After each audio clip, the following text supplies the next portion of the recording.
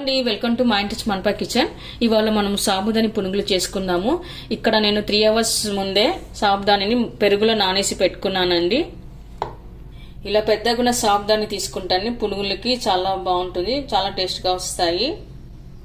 ఆ తర్వాత మనం ఏ కప్పుతో అయితే సాబుదాని తీసుకున్నామో అదే కప్పుతో 1/2 కప్పు రైస్ ఫ్లోర్ వేసుకోవాలి, బియ్యం పిండి వేసుకోవాలి. ఆ తర్వాత 1/4 కప్పు మైదా వేసుకోవాలి.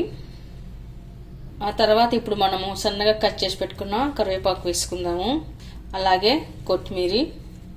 ఆ తర్వాత కట్ చేసి పెట్టుకున్న ఆనియన్ ముక్కలు కూడా వేసుకుందాము. ఆ తర్వాత గ్రీన్ చిల్లీ, జీలకర్ర,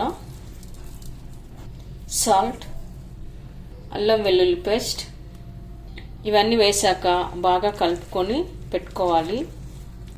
ఇలా కలిపి పెట్టుకున్న తర్వాత అవసరమైతేనే కొద్దిగా వాటర్ వేసుకోవాలండి, మరి ఎక్కువగా వేసుకోరాదు.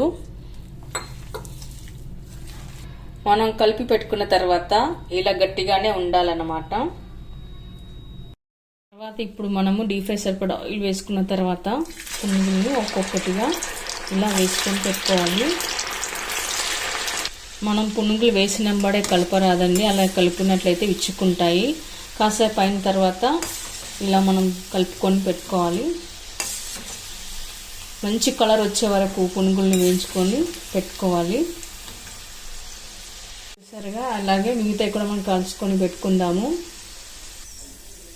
అండి. చూసారుగా, ఈ సాబుదాని పునుగులు చాలా టేస్ట్గా, చాలా సూపర్గా బాగుంటాయి.